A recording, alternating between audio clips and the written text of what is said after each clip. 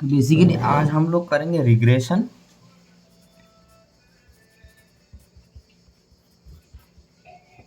Okay, तो regression क्या है? रिग्रेशन बेसिकली मतलब रिग्रेशन में पहला आता है लीनियर रिग्रेशन।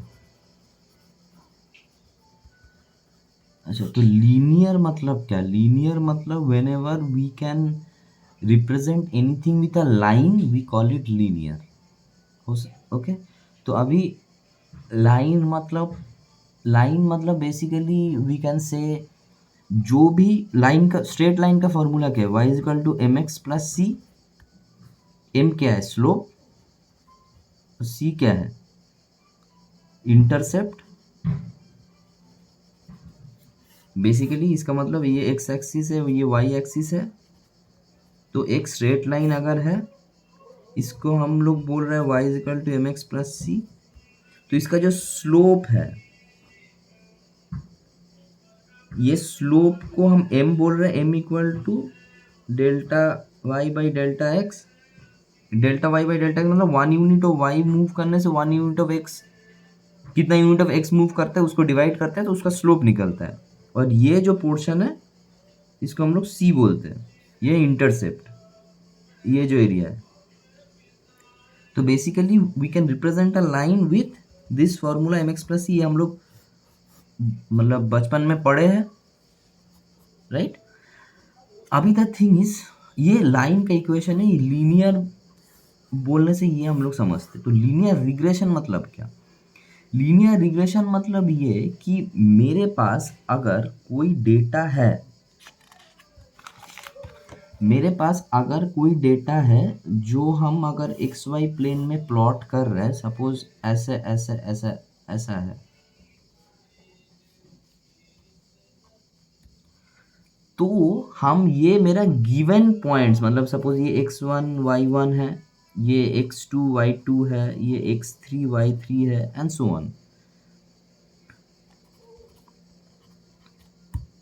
ये अगर है तो after seeing all this data points, मेरे पास ये डेटा ऑलरेडी गिवन है। मतलब पास्ट हम एक बिजनेस कर रहे हैं, तो लास्ट मंथ्स मेरा जितना भी डेटा है सब हम इकट्ठा करके एक पॉइंट प्लॉट किए।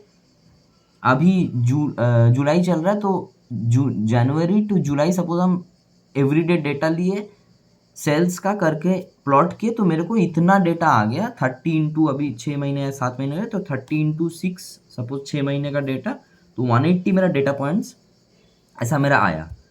ये होने के बाद हम ये देख पा रहे हैं कि ये डेटा को प्लॉट करने के बाद आई कैन ड्रॉ लाइन। अच्छा, थोड़ा सा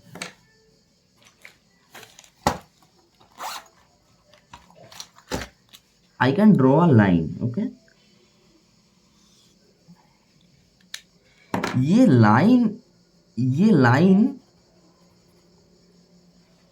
लाइन हम जो ड्रॉ कर रहे हैं, ये लाइन ऐसा हो सकता है या फिर ये लाइन ऐसा भी हो सकता है, कुछ भी हो सकता है, राइट?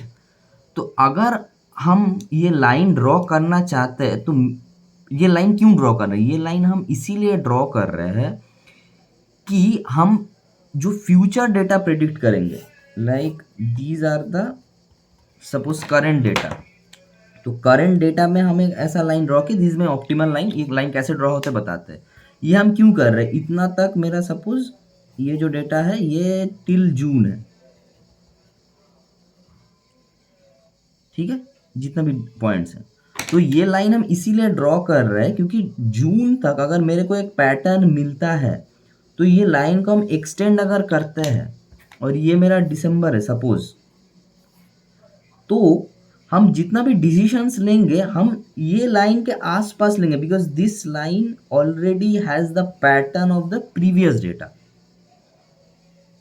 राइट? तो बेसिकली हम लोग फ्यूचर प्रेडिक्ट करने के लिए, जून टू दिसंबर प्रेडिक्ट करने के लिए पहले जून का डेटा लेके एक पर्टिकुलर पैटर्न ढूंढने की कोशिश करते हैं। वो पैटर्न एक एल्गोरिथम लगा के ढूंढते हैं, उसको बोला जाता है लीनियर रिग्रेशन। अभी ये लाइन ग्रीन लाइन हो सकता है या फिर ऐसा हो सकता है, या फिर कोई और हो सकता है, ऐसा लाइन हो, ऐसा एक लाइन हो। तो कौन सा लाइन हो सकता है? ऐसा एक लाइन हो, या फिर ये वाला ग्रीन लाइन हो, या फिर ये ऑरेंज लाइन हो। तो कौन सा लाइन इज द ऑप्टिमल, ये मेरे को ढूंढना है। ये ढूंढने के लिए हम लोग लीनियर रिग्रेशन लगा रहे हैं। तो लीनियर रिग्रेशन क्या बोल रहा है कि मेरा जो ये डेटा है, मेरा जो लाइन खींचेगा इधर से, ये जो लाइन जाएगा, ये लाइन ऐसा होना चाहिए कि मेरा हर जो पॉइंट है मेरे पास, ये जो ये हम बोले थे 120 180 पॉइंट्स है। अगर 30 दिन का सेल्स 6 महीने तक लेते हैं 180 पॉइंट्स, मेरे पास अगर 180 पॉइंट्स ऐसा है, तो ये जो लाइन है खींचने के बाद अगर हम ये लाइन से हर डेटा का डिस्टेंस देखें,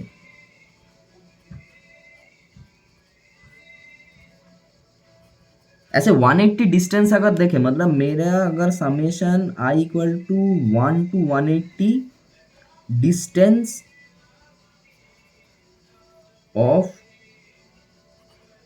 पॉइंट्स आई फ्रॉम द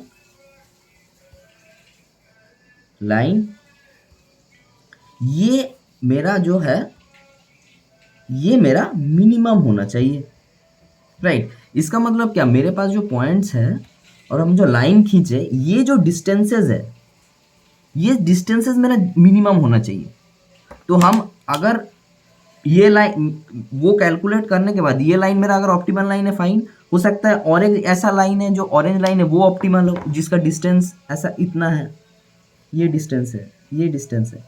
ये ऑरेंज लाइन का डिस्टेंस हम कैलकुलेट करके बोल सकते हैं ऑरेंज लाइन ऑप्टिमल है, या फिर ग्रीन लाइन का डिस्टेंस कैलकुलेट करके हम बोल सकते हैं कि ग्रीन लाइन ऑप्टिमल है। जो डिस्टेंस है ग्रीन लाइन से, जो मेरा 180 पॉइंट्स है, तो जो लाइन, इनफाइनाइट पॉसिबिलिटी हो सकता है, तो जो लाइन मेरा मिनिमम डिस्टेंस देता है फ्रॉम द गिवन पॉइंट्स, वो लाइन मेरा ऑप्टिमल लाइन है। वो लाइन हमको फाइंड करना है। Once I get that line from the given data, I can follow that line and say the future datas will have the same pattern and will be very nearer to that line. ये overall linear regression है। समझ में आया?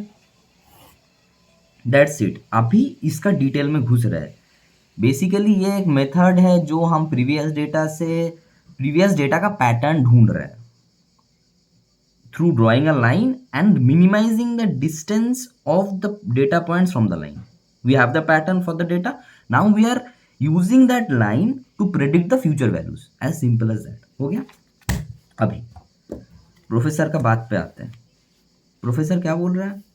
ये data set है। Professor दिखाया data set, हम लोग भी देखे अभी।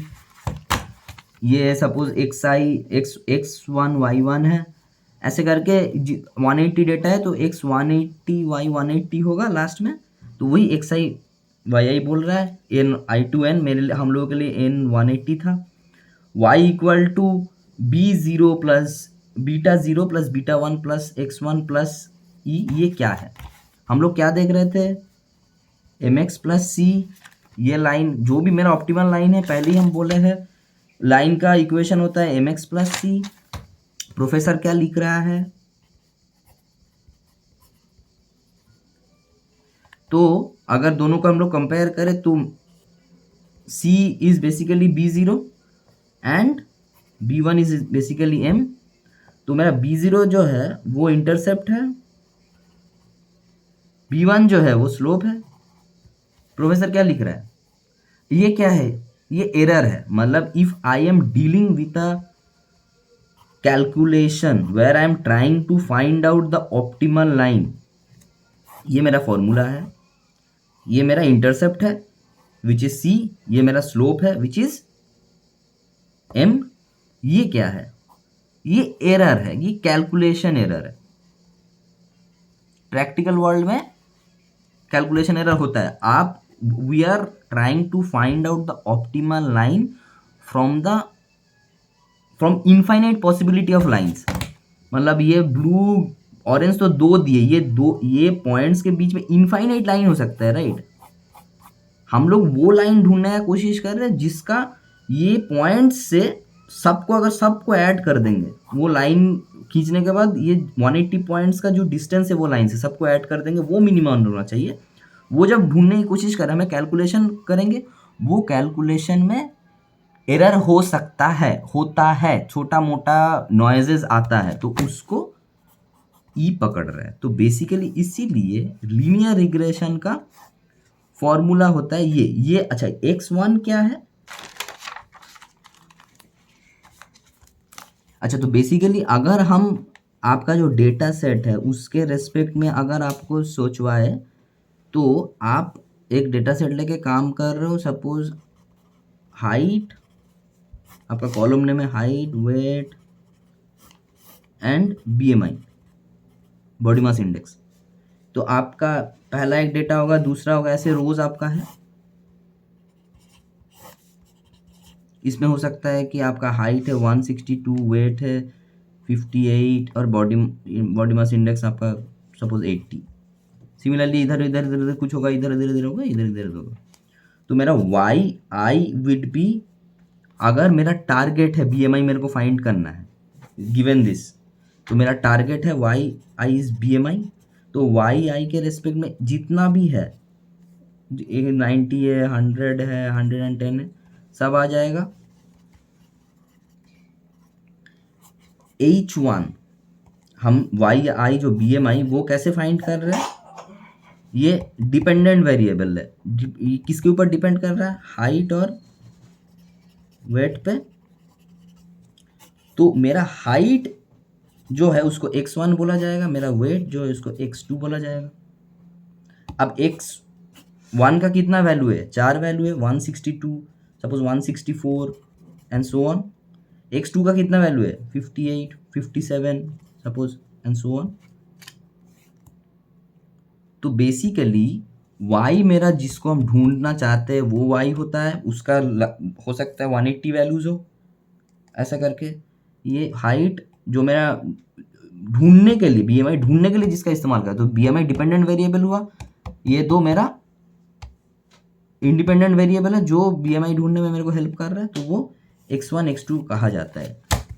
तो basically YI equal to B0 plus B1 XI plus, ये मेरा एरर हो गया, ये मेरा इंटरसेप्ट हो गया। x1 जो है वो एक कॉलम होगा, YI ये होगा, इसमें लगातार वैल्यूज रहेगा। तो YI आपका जो भी हो सकता है टारगेट वेरिएबल, इसमें लगातार जो हम लोग का था 52 एंड सो ऑन, इसमें कुछ कुछ वैल्यू रहेगा एंड सो ऑन। ये गिवन वैल्यू है, ये गिवन वैल्यू से आप एक लाइन का इक्वेशन आपको मिल जाएगा, वो कुछ भी एक लाइन का, सपोज ये लाइन पकड़ के आप फ्यूचर वैल्यू निकालोगे। इतना अगर समझ में आ गया तो नेक्स्ट आगे बढ़ सकते हैं।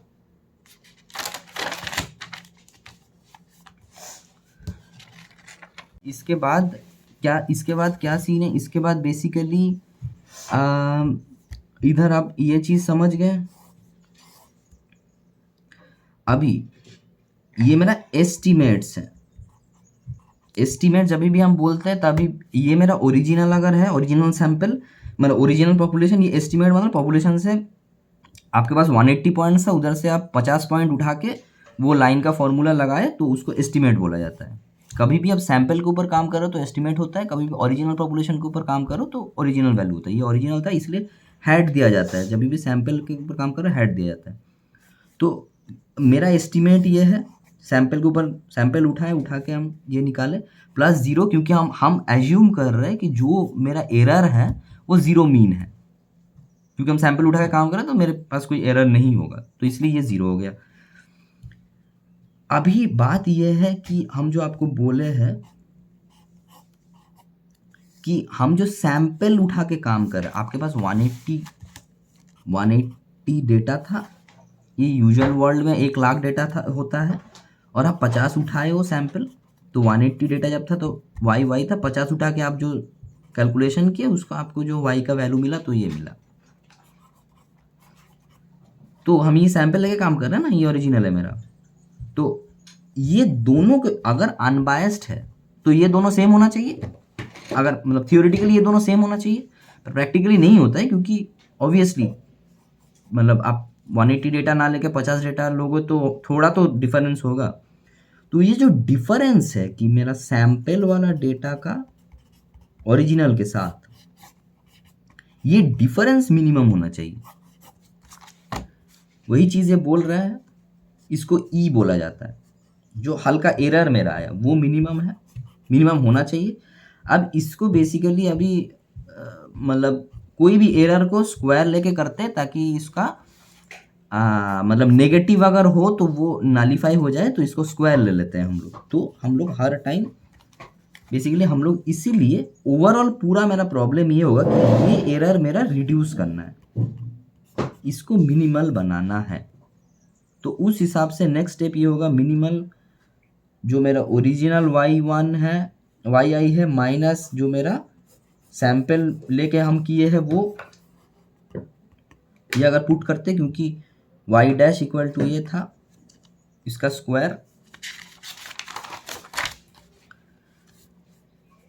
राइट। ये मेरा मतलब बेसिकली आपको जो समझाए हम कि अगर ये मेरा y00 है, ये मेरा yi है, ये लाइन जो है ये y डैश है, तो ये चीज़ मिनिमाइज करना है, ये फंडा है, ठीक है। अभी द थिंग इज ये थोड़ा ओवरव्यू जो भी। अभी नेक्स्ट टॉपिक हम लोग है एस्टिमेटिंग द कोफिशिएंट। हमको निकालना है b0 का वैल्यू क्या है, b1 का वैल्यू क्या है, मतलब b हैट बेसिकली सैंपल लेके काम कर रहे हैं। ये था ऐसे, मेरे को ये निकालना है। अगर ये मेरा इक्वेशन है, मेरे को ये दोनों अगर निकालना है तो कैसे निकालेंगे। अगर मेरा x1 0 हो जाता है तो ये कैंसिल हो जाता है, तो y hat equal to b0 हो जाता है। वही चीज़ बोल रहा है, when x1 equal to 0 b hat मेरा वैल्यू ऑफ y हो जाएगा, तो मेरा निकल गया ये।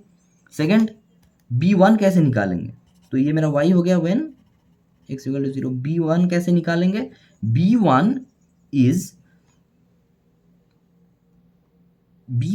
Basically slope. तो मेरा सपोज मेरा इंटरसेप्ट 0 है, b0 0 है, मतलब इंटरसेप्ट 0 मतलब x और y अगर होता है, इंटरसेप्ट 0 मतलब लाइन इधर से जा रहा है, ऐसे नहीं जा रहा है, ये नहीं है, ये जा रहा है ओरिजिन से, तो मेरा b0 हो गया। अगर मेरा इंटरसेप्ट 0 है, उस लाइन का स्लोप मेरे को निकालना है, मतलब 1 unit change of y by 1 unit change of x, मतलब delta y by delta x करने से मेरे को बीटा डैश मिल जाएगा।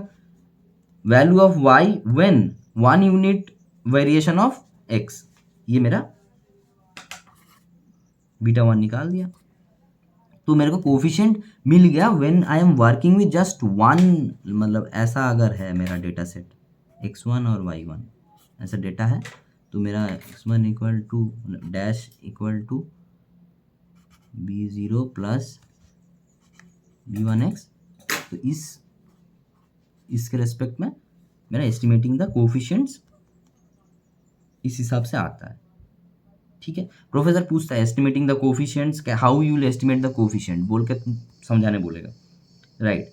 अभी एक्यूरेसी ऑफ द कोफिशिएंट्स, तो अगर आपको b0 का एक्यूरेसी जानना है तो आपको ये जानना होगा b1 0 हो पा रहा है, इसका कितना पॉसिबिलिटी है। तो इसलिए b1 के ऊपर हम लोग हाइपोथेसिस टेस्टिंग करेंगे। उधर हम h0 में रखेंगे b1 इक्वल टू 0, h1 में रखें b1 नॉट इक्वल टू 0 करके हम, ये मेरा टी स्टैटिस्टिक्स का फॉर्मूला है, जहाँ पे मेरा मतलब b डैश इज द, ये सैंपल का है नया वाला माइनस 0, क्योंकि मेरा ओरिजिनल हम सोच रहे हैं प्रिज्यूम्ड मेरा है b1 0 होगा। ये हम देखना चाह रहे हैं कि b1 0 है कि नहीं। अगर b1 मेरा 0 है तो हम ये बोल सकते हैं कि x मतलब, तो हम ये बोल सकते हैं y equal to b0, right. तो वो चेक कर रहे हैं, तो इसीलिए b1 हम 0 पकड़ रहे हैं, और ये मेरा टेस्ट स्टैटिस्टिक्स है ये AC स्टैंडर्ड एरर है ऑफ द B1 हैट, इसका टर्म में आते हैं। बट ये स्टेट स्टैटिस्टिक्स है, इसका एक वैल्यू मिलेगा आपको, उस हिसाब से आपको पी वैल्यू मिलेगा। वो पी वैल्यू और अल्फा आपका जो है उस हिसाब से आप कंपेयर करके बोल सकते हो कि B1 0 हो सकता है, मेरा ये प्रोबेबिलिटी है। तो हम ये बोल सकते हैं कि y इक्वल टू B0 है। तो बेसिकली ये accuracy of the coefficient estimates है। एक्यूरेसी ऑफ कोफिशिएंट B0 या B1 का एक्यूरेसी कितना है वो आप थ्रू हाइपोथेसिस टेस्टिंग कर सकते हो, समझे। तो वही बोल रहा है under D-2 compute P value and मतलब इसका निकलने के बाद अब पी वैल्यू निकालो एंड देखो कि क्या क्या चीज़ हो रहा है। ये आपका हो गया। नेक्स्ट आता है accuracy of the model. Accuracy of the model में आपका basically accuracy of the model मतलब ये होता है कि आप मतलब लीनियर रिग्रेशन है वो छोड़ के भी बहुत ज़्यादा क्लासिफिकेशन मॉडल्स है एंड लॉजिस्टिक रिग्रेशन, इतना मॉडल्स है। तो बेसिकली आप ये देखना चाहते हो कि आप अगर पर्टिकुलरली एक फॉर्मूला लगाए हो लीनियर रिग्रेशन में, वो लगाने के बाद वो कितना अच्छा है वो आप देखना चाहते हो। मतलब द थिंग इज, आपको जो ये एग्जाम्पल हम दिए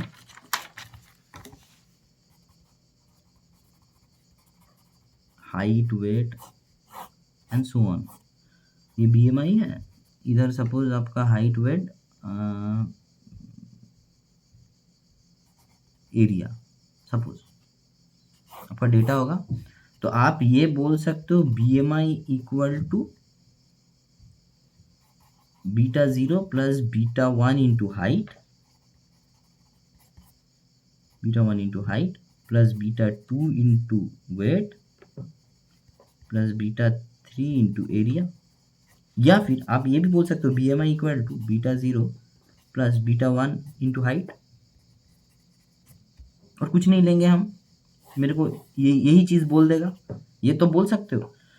तो कौन सा मॉडल, ये मॉडल सही है, ये लीनियर रिग्रेशन सही है कि ये सही है, एंड सो ऑन। मतलब BMI इक्वल टू बोल सकते B0 plus B1 into height plus B2 into weight, ये एक हो सकता है मॉडल।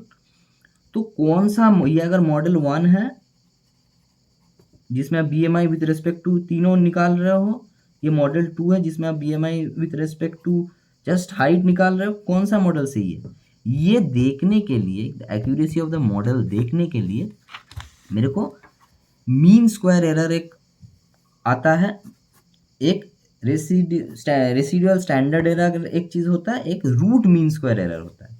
ये चीज़ रूट मीन स्क्वायर एरर। तो मीन स्क्वायर एरर मतलब क्या, हम लोग क्या एरर क्या देख रहे थे, मेरा सैंपल का जो वैल्यू था माइनस मेरा ओरिजिनल जो वैल्यू है, ठीक है, इसको स्क्वायर करेंगे क्योंकि मीन स्क्वायर है, इसका पहले मीन निकालेंगे और उसको स्क्वायर कर देंगे क्योंकि टर्म ही है मीन स्क्वायर। तो डिफरेंस माइनस करेंगे, जो मेरा कैलकुलेटेड है और जो मेरा ओरिजिनल है, माइनस करने के बाद हम डिवाइडेड बाई n करेंगे क्योंकि मीन है, और उसका स्क्वायर कर देंगे क्योंकि मीन स्क्वायर है। वही चीज़ इधर लिखा हुआ है। अच्छा, ये समेशन होगा ऑब्वियसली क्योंकि आप मल्टीपल डेटा लेके काम करो, बहुत बहुत रोज है आपके पास, बहुत सारा रोज है 1 to n। तो वही चीज़ लिखा हुआ है। रूट मीन स्क्वायर मतलब क्या, इसको ही निकालने के बाद इसका रूट कर देंगे। मीन स्क्वायर एरर का रूट करने से रूट मीन स्क्वायर एरर आता है। ये रूट मीन स्क्वायर किया जाता है क्योंकि मीन स्क्वायर एरर का जो यूनिट है वो भी स्क्वायर होगा। रूट ये सपोज सेंटीमीटर है, ये भी सेंटीमीटर है करके आप स्क्वायर कर रहे हो तो ये सेंटीमीटर स्क्वायर होगा ना, रूट मीन स्क्वायर का एरर। तो सॉरी, मीन स्क्वायर का एरर। तो रूट मीन स्क्वायर का एरर का जस्ट यूनिट सेंटीमीटर होता है। ये one of the reason we use root mean square error, not mean square error. ये प्रोफेसर का एक सवाल होता है कि रूट मीन स्क्वायर एरर क्यों यूज़ करते हैं, मीन स्क्वायर एरर क्यों नहीं करते, क्योंकि ये स्क्वायर यूनिट लेके काम करना थोड़ा मुश्किल है, इसलिए हम लोग निकालने के बाद उसका रूट कर देते हैं, समझे। और ये रेसिडुअल स्टैंडर्ड एरर वही जस्ट इसका 1/n-2 हो जाता है रूट। ये फॉर्मूला आपको याद रखना है। ये मॉडल्स जैसे भी आप सजा रहे हो सकता है आप मल्टीपल मॉडल्स लो, उस मॉडल्स के लेने के बाद आपका जो वैल्यूज आएगा वो वैल्यूज बेसिकली ये वैल्यू है, ये आप उसके ये लेने के बाद आप वो ट्राई आउट कर सकते हो, राइट। तो बेसिकली ये आपको तो ऑब्वियसली पता नहीं होता, ये तो ओरिजिनल पॉपुलेशन का वैल्यू ये पता नहीं होता, तो ये अगर पता नहीं होता तो इसका सैम्पल मीन, सैम्पल वेरिएंस जो आप पढ़े हो वो फॉर्मूला लगा के ये निकाल लेते हैं पहले। तो उसके बाद ये मतलब पर्टिकुलर एक सिचुएशन में इसका वैल्यू मेरे पास है 180, अगर आपके पास 180 है तो 180 से निकाल लो, तो सैंपल उठाओ 50 उसका निकालो माइनस कर दो, ऐसा है। तो ये एक्यूरेसी ऑफ द मॉडल हो गया। अच्छा, ये एक्यूरेसी ऑफ द मॉडल में आपका सैंपल वेरिएंस भी आ जाता है, ये भी निकाल सकते हो, ठीक है। तो सबसे इंपॉर्टेंट जो है वो है आर स्क्वायर। लीनियर रिग्रेशन का परफॉर्मेंस मैट्रिक्स डिफाइन करता है आर स्क्वायर। ये लीनियर रिग्रेशन का, लीनियर रिग्रेशन आपका मॉडल कौन सा मॉडल सबसे अच्छा है वो आर स्क्वायर डिफाइन करता है। आर स्क्वायर का फॉर्मूला है 1 माइनस आपका वेरिएंस ऑफ आउटपुट में वेरिएंस ऑफ रेसिडुअल्स। जो आप ये निकाले हो, मतलब आपका एक अगर मीन है, मीन माइनस ओरिजिनल जो है आपका, ओरिजिनल जो मीन है उसके साथ जो हर वैल्यू का माइनस है, मतलब हर पॉइंट का जो डिफरेंस है वो आपका वेरिएंस ऑफ आउटपुट हो गया। वेरिएंस ऑफ रेसिडुअल मतलब आप जो प्रेडिक्ट किए हो उसके साथ आपका ओरिजिनल पॉइंट जो है उसका डिफरेंस क्या है, मतलब ये चीज़ अगर ये पॉइंट है, ये आपका प्रेडिक्टेड लाइन है, ये पॉइंट है, तो ये डिस्टेंस है। तो 1 minus variance of residual by variance of output, ये वैल्यू इसको आर स्क्वायर बोला जाता है। ये चीज़, ये वैल्यू आर स्क्वायर वैल्यू हर टाइम 0 to 1 के अंदर रहता है। ये R square value for any model, ये समेशन होता है बेसिकली, ये समेशन है सब, मतलब हर पॉइंट के लिए। ये आर स्क्वायर का वैल्यू जितना क्लोज टू 1 होगा उतना अच्छा मॉडल है, और जितना क्लोज टू 0 होगा उतना खराब मॉडल। बिकॉज जितना क्लोज टू 1 होगा उसका मतलब क्या, 1 माइनस जितना क्लोज टू 1 होगा मतलब ये वैल्यू बहुत बड़ा है, ये छोटा है, ये छोटा होने के मतलब मेरा एरर छोटा है, ये बड़ा होने के मतलब मेरा मीन से बहुत सामने है, तो मेरा डेटाज बहुत ऐसा है, ये लाइन्स से आसपास। तो लाइन के आसपास डेटा होना मतलब ये लाइन अच्छे तरीके से प्रेडिक्ट कर पा रहा है, तो R square value is close to 1। अगर खराब मॉडल है तो R square will be close to 0। तो ये आर स्क्वायर का फॉर्मूला है, ये परफेक्ट मॉडल के लिए 1 पे वो होता है। ये आपका लीनियर रिग्रेशन जस्ट एक्स, आपका एक ही कॉलम है और टारगेट आपका वाई है, तब इतना कुछ हो रहा है। मतलब इसका फॉर्मूला होता है β0 प्लस β1 x1। अगर मल्टीपल होगा तो प्लस, अगर इधर x2 एंड सो ऑन होगा तो इधर ऐड होता रहेगा b2 x2 and so on till bn xn। इसको बोला जाता है मल्टीपल लीनियर रिग्रेशन, जब ये ऐड होता रहता है टिल p, जब आपका सपोज इधर आपका टिल xp गया तो ये फॉर्मूला आएगा, राइट। जब भी ये चीज़ होता है आपका, ये ऑब्वियसली अगर ऐसा है तो अभी आपके पास सिर्फ ये फॉर्मूला को कैसे डिनोट कर सकते हैं, अब वेक्टर से डिनोट करोगे कि y बड़ा Y हो गया, जितना भी बीटाज है, β0 β1 β2 and so on βp and x1 x2 xp, ऐसे आप डिनोट करते हो। तो उसको लिख सकते हो बीटा, उसको लिख सकते हो y इक्वल टू बड़ा बीटा इंटू बड़ा एक्स।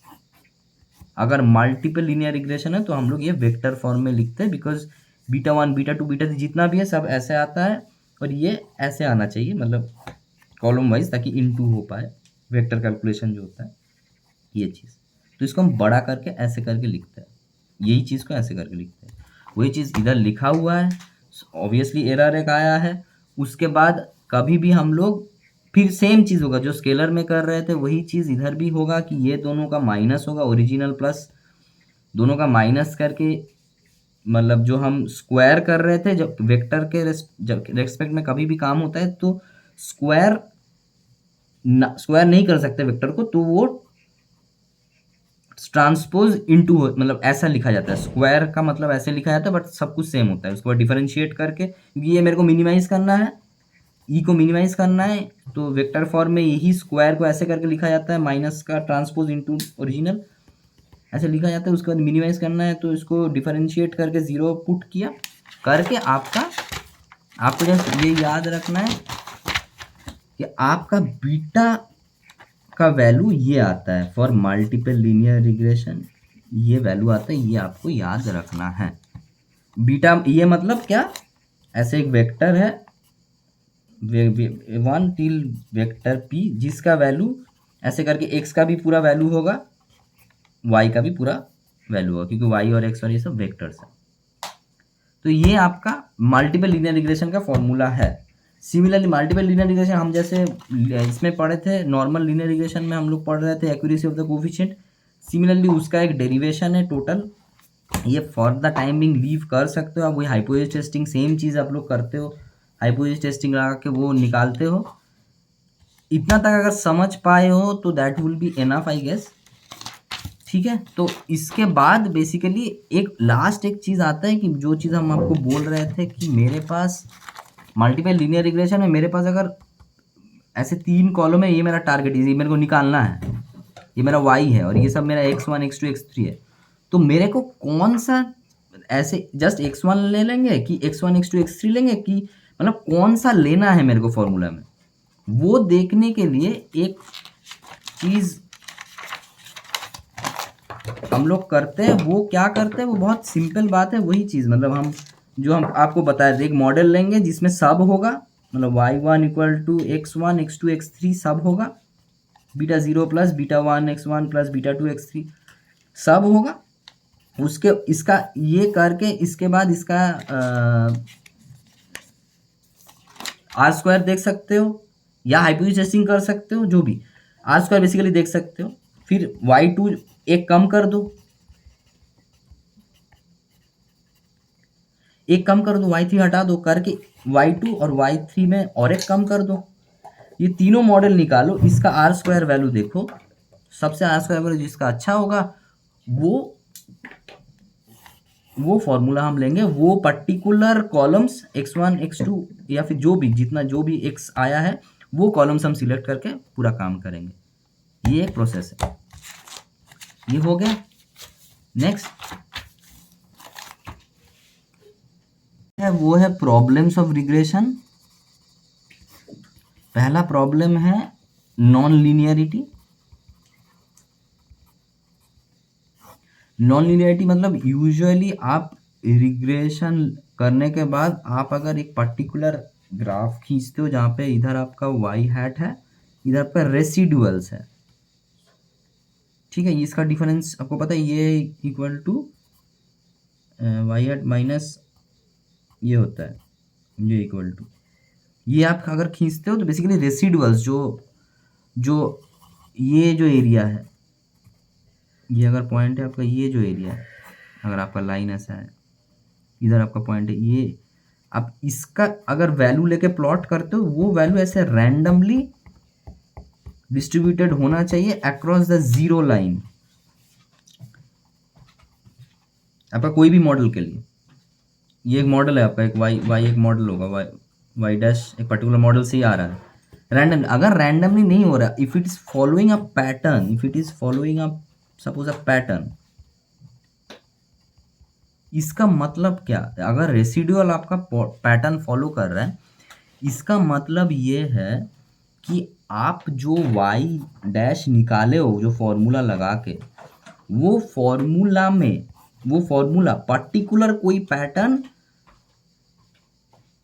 है जो ले नहीं पाया, तो वो पैटर्न इधर शो कर रहे हैं रेसिडुअल्स में, जो बाकी रहेगा उसमें पैटर्न शो कर रहा है। मतलब आपका ये पर्टिकुलर आपका जो एक्स वाला फॉर्मूला है, बीटा 0 प्लस बीटा 1, तो ये पर्टिकुलर कोई ये फॉर्मूला आपका ये पैटर्न पकड़ नहीं पाया, इसलिए वो रह गया रेसिडुअल ग्राफ में। तो यूजुअली ये क्या होता है कि ये यूजुअली जब आपका अगर वैसा पैटर्न है, तो हो सकता है कि आप बीटा 0 प्लस x1 बीटा 1 लिए थे, प्लस अगर x2 x x1 x2 beta 2 अगर होता तो ये वाला जो पैटर्न है वो रह गया है, तो जो कि मतलब आप पकड़ नहीं पाए हो। तो बेसिकली जब भी मतलब रेसिडुअल प्लॉट लेके काम होता है, रेसिडुअल प्लॉट में वो आपका नहीं, मतलब कोई रैंडम होना चाहिए, ऐसा नहीं कि कोई पैटर्न फॉलो कर रहा है। ये आपका अगर पैटर्न फॉलो कर रहा है तो नॉन लीनियरिटी, ये लीनियर नहीं रहा क्योंकि x1 x2 हो गया तो ये लीनियर नहीं रहा, इनटू हो गया मतलब स्क्वायर बेसिकली वो हो गया। तो ये नॉन लीनियरिटी का प्रॉब्लम जब भी आता है तो आप रेसिडुअल प्लॉट में एक पैटर्न ढूंढ पाओगे। नेक्स्ट प्रॉब्लम आता है आपका नॉन कांस्टेंट वेरिएंस, और इसको बोला जाता है हेटेरोस्केडासिटी। हेटेरोस्केडासिटी तो इसका मतलब आप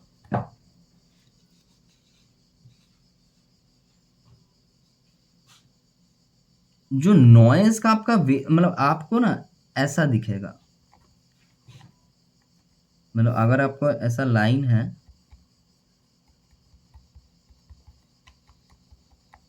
मतलब ये आपको जो नॉइज है वो ऐसा दिखेगा लाइन के रिस्पेक्ट में। पेंसिल वो पेंसिल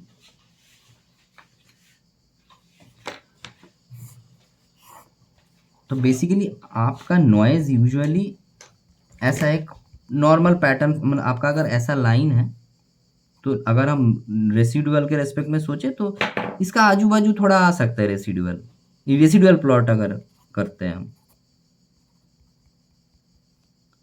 बट ये अगर वेरिएंस अगर ऐसा बढ़ते जा रहा है नॉइस का,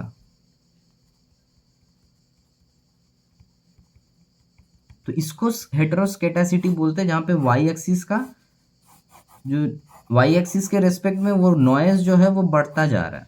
मतलब इसका मतलब ये है कि वाई जो प्रेडिक्ट कर रहा है वो प्रेडिक्ट पहला डेटा के लिए जितना किया एक थोड़ा बहुत इधर उधर किया, दूसरा डेटा के लिए और ज़्यादा इधर उधर कर दिया, तीसरा डेटा के लिए और बड़ा हो गया वेरिएंस। तो ये वाई का वैल्यू ऐसे फनल टाइप का बढ़ता रहता है। वाई का प्रेडिक्शन वो नहीं होना चाहिए, वो यूजुअली वाई जो प्रेडिक्ट करेगा एक ऐसी सिमिलर पैटर्न फॉलो करना चाहिए। अगर ये फॉलो होता है तो उसको बोला जाता है कि हेटेरोस्केडासिटी। लास्ट प्रॉब्लम जो आता है वो कोलिनियरिटी। कोलिनियरिटी मतलब आप जो उसको आपको जो बोले थे XY 3 है 4 है और Y प्रेडिक्ट कर रहे हैं, तो 3 है 4 है तो Y इक्वल टू हम ऐसे लिखते हैं B0 plus B1 X1 plus B2 X2 and so on. तो अगर ये दोनों कोरिलेटेड है, मतलब इसका एग्जाम्पल ये कि फाइनेंस में इसका एग्जाम्पल होता है वेल्थ और इनकम। आप अगर सपोज नेशनल जीडीपी प्रेडिक्ट कर रहे हो और आपके पास है वेल्थ और इनकम, दो कॉलम, तो बेसिकली वेल्थ और इनकम आपस में बहुत रिलेटेड है। तो आप नेशनल जीडीपी जब प्रेडिक्ट करोगे तो आप ये समझ नहीं पाओगे कि वेल्थ के लिए जीडीपी बढ़ रहा है कि इनकम के लिए, क्योंकि दोनों ही बहुत रिलेटेड है आपस में। तो जब भी कोई दो आपस में रिलेटेड हो जाता है तो हम उसका individual effect on the target समझ नहीं पाते, तो उसको कोलिनियरिटी बोलते हैं।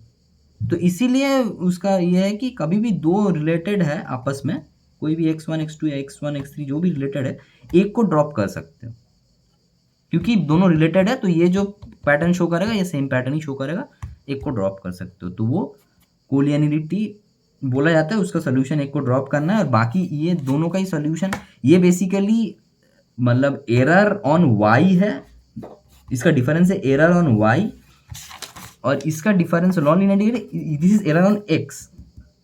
एक्स में कोई पर्टिकुलर एरर नहीं, मतलब कुछ पर्टिकुलर आप पकड़ नहीं पाओगे तो ये पैटर्न शो करेगा, वाई में कुछ पकड़ नहीं पाओगे तो ये ऐसा वेरिएंस शो करेगा। Error on Y, error on X है, ये डिफरेंस है। इसका सोल्यूशन ये है कि आप जो वाई आपका आया है उसको फिर लॉग वाई कर दो या रूट वाई कर दो, तो फिर वो स्केल डाउन हो जाता है, तो ये चीज इतना ना होके थोड़ा कम होता है। तो सिमिलरली इधर भी सेम, मतलब एक्स को आप रूट एक्स कर दो या लॉग एक्स कर दो आफ्टर गेटिंग द एक्स, तो आपका ये अगर कोई पैटर्न है वो थोड़ा कम हो जाता है अगर स्केल डाउन करते हो तो हर एक्स को वैसे कर दो। तो ये बेसिकली है ओवरऑल, राइट। तो इतना ही आप अभी, अगर इतना में एंड है, इसके बाद क्लासिफिकेशन शुरू हो रहा है। इतना ताकि आप करो, गैविन का नोट देखो, नोट देख के एक एक टॉपिक जो है वो पूछता है प्रोफेसर की एक्यूरेसी का ये बताओ। तो आपको मल्टीपल लीनियर रिग्रेशन अगर नहीं आ रहा है, नहीं बताना है, तो सिंपल नॉर्मल लीनियर रिग्रेशन पकड़ के बता दो कि ये समझ आया है। Multiple linear regression just vector घुसता है, नॉर्मल में जस्ट एक स्केलर लेके काम हो रहा है, मतलब स्केलर मतलब जस्ट एक कॉलम और एक रो। यही चीज़ जब मल्टीपल कॉलम्स हो जाता है, आप जो डेटा सेट में काम किए होंगे वो मल्टीपल कॉलम्स है और एक टारगेट वेरिएबल है, तो वो वेक्टर में काम होता है। अगर सिर्फ एक वेरिएबल एक होता, एक कॉलम होता, उसको रेस्पेक्ट में आप वाई प्रेडिक्ट कर रहे हो, तो वो स्केलर होता, क्योंकि जस्ट एक है। तो ये चीज़ अब स्केलर में सोच के देखो, कुछ प्रॉब्लम होता है तो डिस्कस करते हैं। That's it, regression is that's it.